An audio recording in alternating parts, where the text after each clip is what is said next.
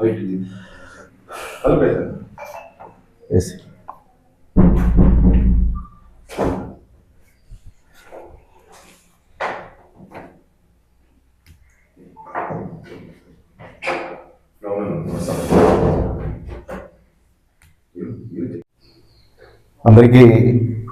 నమస్కారాలు.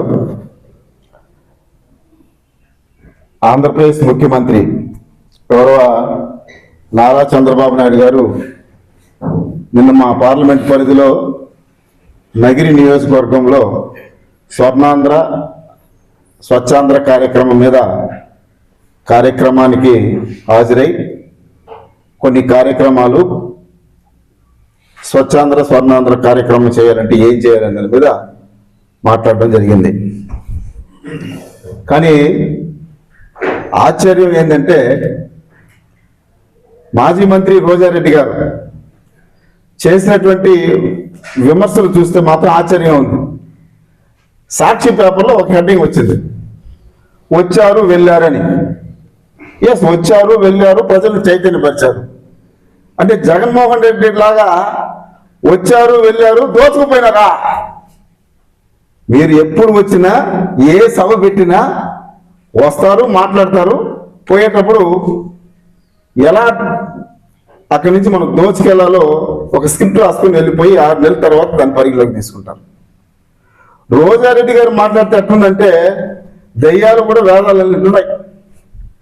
పాపం ఆమెకి జగన్మోహన్ రెడ్డి దగ్గర 3 సార్లు అపాయింట్మెంట్ అడిగితే ఇవ్వాల. ఇటు పబ్లిక్ ప్రజలు వదిలేశారు. ఎప్పుడో నగిరి నియోజకవర్గ ప్రజలు పూర్తిగా ఆమెను విస్మరించేశారు. ఆఖరికి ఏమైపోయిందంటే వారి అధినాయకుడు జగన్మోహన్ రెడ్డి దగ్గర కూడా వదిలేసినారు. అందుకే ఇంటికాడికి ప్రెస్ మీట్ పిలుచుకుంటే కనీసం ఒక కెమెరా వాళ్ళు కూడా పోలా, ఆఖరికి సాక్షి కూడా పోలా. మీ మాట ఎందుకు వినాలా, ఇప్పుడే మేము విని అయిపోయినామని. మీరు కూడా రాజకీయాల గురించి మాట్లాడితే నిజంగా సిగ్గుసేట్ అనిపిస్తుంది.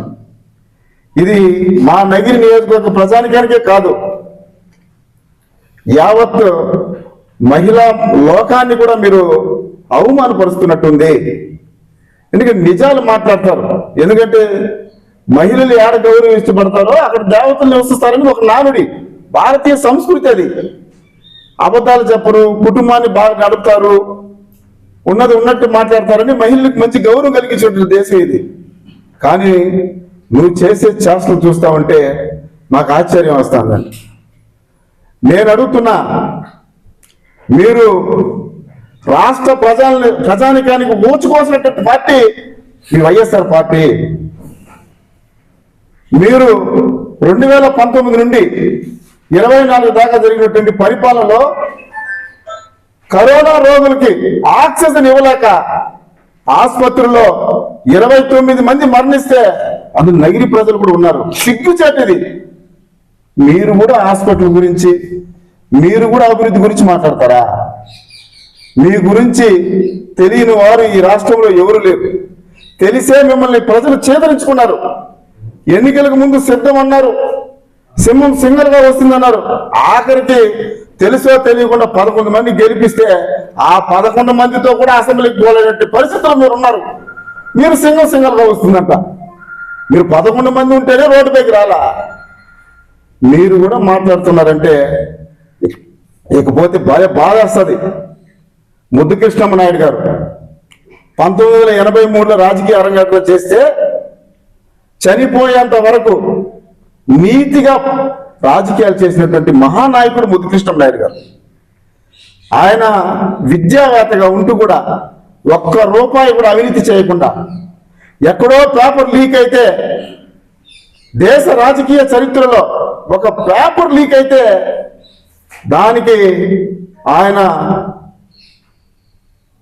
అది నా తప్పని చెప్పి రాజీనామా చేసినటువంటి మహానాయకుడు ముద్దుకృష్ణమ్మ నాయుడు గారు. ఆయన గురించి మాట్లాడతారా? సిగ్గుండాలా? చనిపోయేంత వరకు కూడా ఆయన మీలాగా చాలా ఉన్నతమైనటువంటి కుటుంబం, ఉన్నతమైనటువంటి విలాసవంతమైన బతుకులు గడపలు. ఆయన ప్రజల సమస్యల మీద హైదరాబాద్ పోతే స్లీపర్ క్లాసులో వెళ్ళి ప్రజా సమస్యల మీద పోరాడే నాయకుడు గాలి ముద్దుకృష్ణనాయుడు గారు, మీరు ఈరోజు చెప్తున్నా మా నగిరి నియోజకవర్గంలో ఖాయంపేట 1వ నంబర్ బూత్, బుడ్రెడ్డి గనికి లాస్ట్ బూత్. ప్రతి బూత్కి వెళ్తాం, ప్రజలతో రా, లేకపోతే మీ కార్యకర్తలతో రండి. ప్రతి గ్రామంలో ప్రతి పల్లెల్లో ఆయన పేరు మీద శిలా ఫలకం లేకపోతే మీరు ఏం చెప్పినా మేము వినడానికి సిద్ధంగా ఉన్నాం. ఈరోజు సబ్స్టేషన్లు, ఆనాడు కాలంలోనే సబ్స్టేషన్లు, ఎన్ని సబ్స్టేషన్లు తీసుకొచ్చినటువంటి చరిత్ర ముద్దుకృష్ణనాయుడిది. నగిరి నియోజకవర్గంలో పుత్తూరులో ఒక పాఠశాలలు చెప్పలేని గ్రామాన్న పాఠశాల నిర్మించినటువంటి నాయకుడు ముద్దుకృష్ణనాయుడు గారు. ఆయన గురించి మాట్లాడితే మనకు పుట్టగతులు ఉండదు. మీరు కూడా మాట్లాడతారా? మీరు ప్రజల చేత ఓట్లు వేయించుకొని నాయకుడికి బదిలీ చేసినటువంటి మీరు కూడా మాట్లాడతారా? ప్రజా సమస్యల మీద ప్రజా పోరాటాలు చేసినటువంటి నాయకుడు ముద్దుకృష్ణనాయుడు గారు. ఆయన గురించి మాట్లాడే అర్హత కానీ అనుభవం కానీ మీకు లేదు. కనీసం ఇప్పటికి కూడా నగిరి నియోజకవర్గం హద్దులు కూడా తెలియవు మీకు. కొన్ని ఊర్లు తెలియవు, కొన్ని గ్రామాలు తెలియవు, కొంతమంది మనుషులు తెలియదు. ఇక్కడ ఎవరు ఏటో బతుకుతున్నారో కూడా తెలియని వాళ్ళు కూడా మీరు మాట్లాడతారు. ఏమన్నా మాట్లాడితే మేము ఇది తీసుకొచ్చాం. ఏం తీసుకొచ్చారు చెప్పండి, ఒక్కటి చెప్పండి. తహసీల్దార్ ఆఫీసులు కట్టింది మేము, హాస్పిటల్ తీసుకొచ్చింది మేము, ఆర్టీసీ బస్ స్టాండ్ తీసుకొచ్చింది మేము, గెస్ట్ హౌస్ తీసుకొచ్చింది మేము, ప్రతి పల్లెల్లో నీళ్లు ఇచ్చింది మేము, ప్రతి పల్లెకి కరెంట్ ఇచ్చింది మేము, ప్రతి పల్లెల్లో రోడ్లు వేసింది మేము, డ్రైనేజ్ కట్టింది మేము. ఏది జరిగినా తెలుగుదేశం పార్టీ హయాంలో జరిగింది. అది నారా చంద్రబాబు నాయుడు గారి యొక్క ఆదేశం మేరకు జరిగిందే కానీ మీలాగా కళ్ళబొల్లి మాటలు చెప్పి తీసుకునే వాళ్ళం కాదు. మీరు 2 సంవత్సరాలు ఏపీఐసీ చైర్మన్ గా పనిచేశారు, వెలకట్టారు.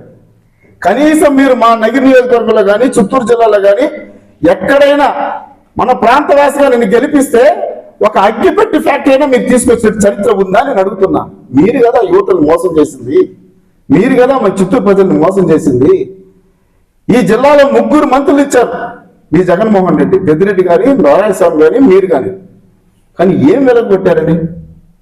మీ అవినీతి కప్పిపుచ్చుకోవడానికి, మీ యొక్క దర్శనాల్లో దందాలు ఎత్తుకోవడానికి తెలిసిపోయింది. కానీ మీ బతుకంతా ప్రజల గురించి ఆలోచించేటటువంటి పరిస్థితి మీకు ఉందా నేను అడుగుతున్నా. మీరు కూడా మాట్లాడితే ఇది మంచి పద్ధతి కాదు. ప్రపంచానికి మెచ్చినటువంటి నాయకుడు చంద్రబాబు నాయుడు గారు, మీకు ఎవరు నస్తారు? మంగళశీనులు, కొంతమంది పోటీదారులు, వీళ్ళు మెచ్చుకుంటారు మీరు. కానీ మీరు చేసే మాటలకి మీరు నడుచుకునే తీరుకి ఎటువంటి సంబంధం లేదు. నారా చంద్రబాబు నాయుడు గారి గురించి మాట్లాడే అర్హత మీకుందా? కనీసం మీ నాయకుడే మిమ్మల్ని వదిలేశారు. ఆఖరికి నీకు సీటు లేదంటే నువ్వు భుజాలు తడుముకొని మనం మాట్లాడేస్తే ఇప్పుడైనా జగన్మోహన్ రెడ్డి దగ్గరికి వెళ్తారనుకుని మీరు మాట్లాడుతున్నారు. కానీ మిమ్మల్ని ఎప్పుడో పార్టీ వదిలేసింది, నగిరి ప్రజలు వదిలేశారు, రాష్ట్ర ప్రజలు అప్పుడే వదిలేశారు.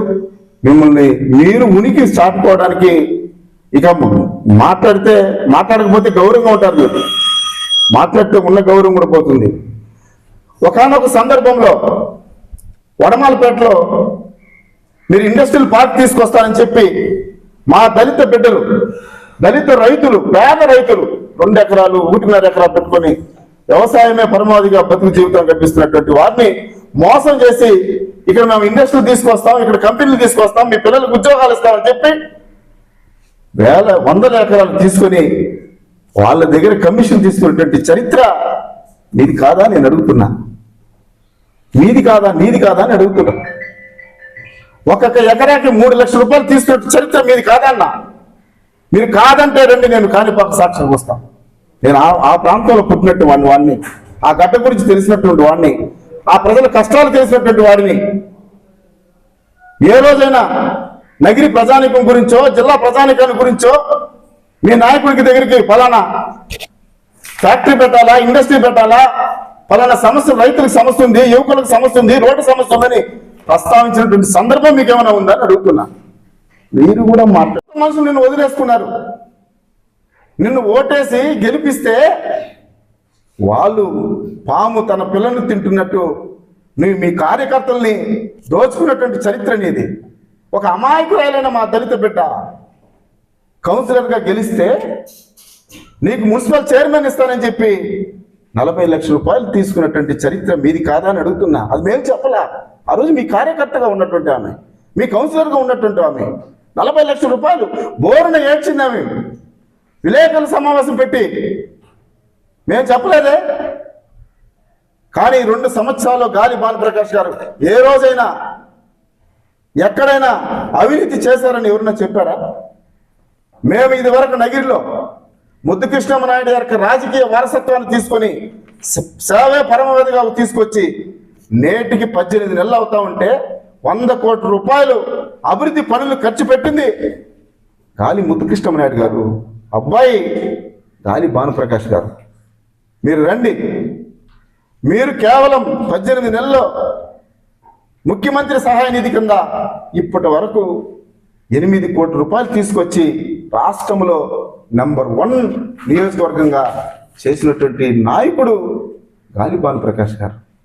మీరు ఆయన్ని కనీసం గౌరవం ఇవ్వలే.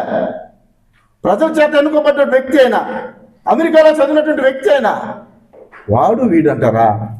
సంస్కారం తెలియని వాళ్ళని ప్రజలు తెలుసో తెలియకుండా మిమ్మల్ని 2 సార్లు గెలిపిస్తే కనీసం పత్రికల విలేకరుల సమావేశంలో కూడా మాట్లాడడం తెలియనటువంటి మీరు రాజకీయాల గురించి మాట్లాడతారా? ఇది కరెక్ట్ కాదు. ఏదైనా ఉంటే పాలసీల మీద మాట్లాడుకుంటాం, గౌరవాలు ఇచ్చిపుచ్చుకుంటాం.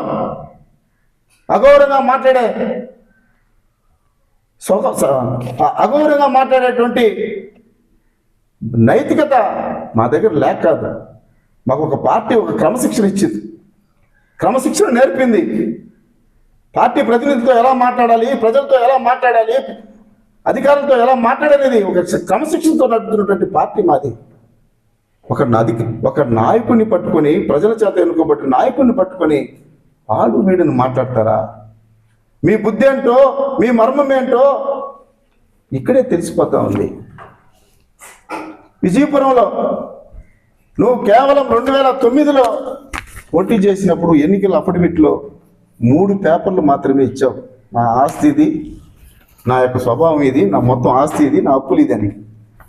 2014లో 16 పేజీలు ఇచ్చావు. 2019లో 30 పేజీలు దాకా ఇచ్చావు. పేజీలు పెరిగింది నేను చెప్పట్లా, నీ ఆస్తి పెరిగింది. ఎలా పెరిగిందో చెప్పు. హైదరాబాద్లో ఇల్లు, విజయవాడలో ఇల్లు, గుంటూరులో ఇల్లు, చెన్నైలో ఇల్లు ఎలా వచ్చింది అనుకుంటున్నారు మీరు? అవినీతి చేస్తే బెంచ్ కార్లు ఇంటి ముందుంది. నీ బెంచ్ కారు ఎలా వచ్చిందో చరిత్ర తెలిసిన వాళ్ళం మేము.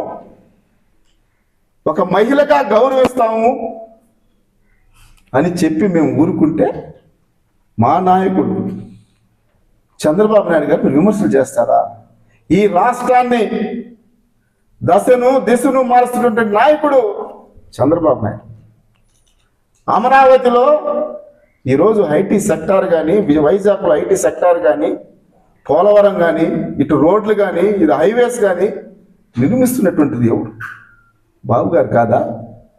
మీలాగా 3 రాజధానులు చెప్పి మోసం చేసినటువంటి వ్యక్తులమా మేము? కమిట్మెంట్, క్యాలిబర్, కెపాసిటీ ఉన్నటువంటి నాయకుడు చంద్రబాబు నాయుడు గారు.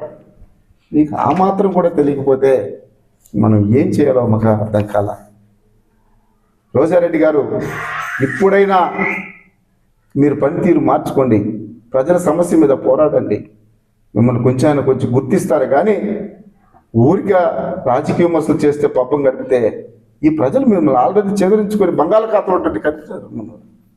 11 సీట్లు, కేవలం 11 సీట్లు గెలిపించారు. మీరు ఇప్పుడు కూడా బుద్ధి మార్చుకోకపోతే మీకు ఇంకొకసారి పుట్టగతులు కూడా ఉండవు. కాబట్టి నగిరి నియోజకవర్గంలో గాలి ముద్దుకృష్ణమనాయుడు గారు చేసినటువంటి సేవలు, ఈ 2 సంవత్సరంలో గాలి భానుప్రకాష్ గారు చేసినటువంటి సేవలపై మేము తొందరలోనే కరపత్రం ఇస్తాం.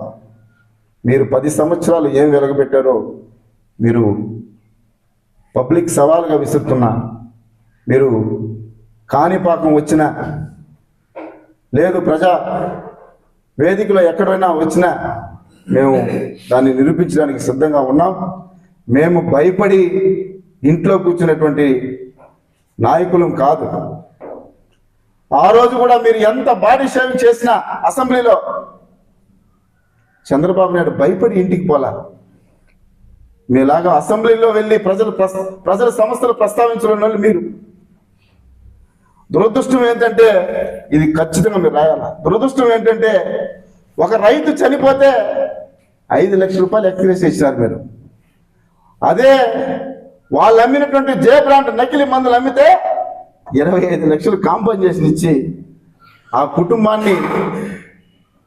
కుటుంబాన్ని ఏదో మంచి చేసినామని చెప్పి మీ దందాలను చేసినటువంటి నాయకులు మీరు.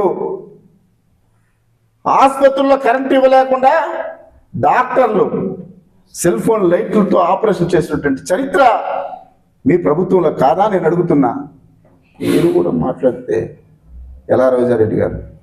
కాబట్టి అభివృద్ధి అయినా, ఐటీ అయినా, ఇండస్ట్రీ అయినా, ఫార్మా అయినా, విద్య అయినా చేసింది ఈ రాష్ట్రంలో ఒక తెలుగుదేశం పార్టీ ప్రభుత్వం మాత్రమే.